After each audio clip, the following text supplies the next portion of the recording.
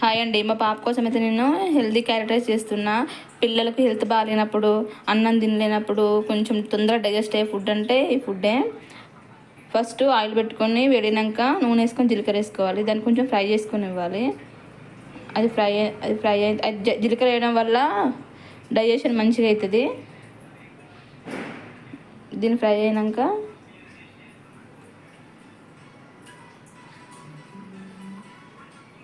కొంచెం క్యారెట్ తురుము వేసుకోవాలి.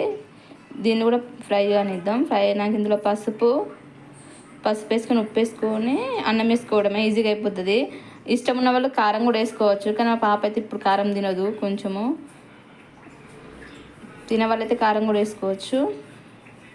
ఇది ఫ్రై అయినాక ఇందులో అన్నం వేసుకుంటే అయిపోతుంది, అంతే. ఇప్పుడైతే అన్నం వేస్తున్నా. మన పిల్లలు ఎంత అన్నం తింటారో అంత అన్నం వేస్తే సరిపోతుందండి.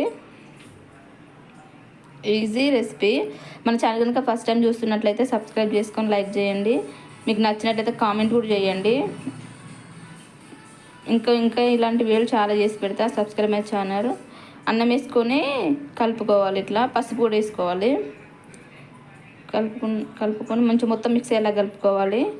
ఇందులో కొంచెం ఉప్పు వేసుకోవాలి. ఇప్పుడు మన టేస్ట్ సరిపడా ఉప్పు వేసుకుంటే రెడీ అయిపోతుంది క్యారెట్ రైస్. పిల్లలు ఇది మంచిగా తింటారండి, ఇష్టంగా తింటారు. ఇది పెట్టడం వల్ల హెల్తీ కూడా ఉంటారు, డైజెషన్ కూడా మంచిగా అయిపోతుంది. బాయ్.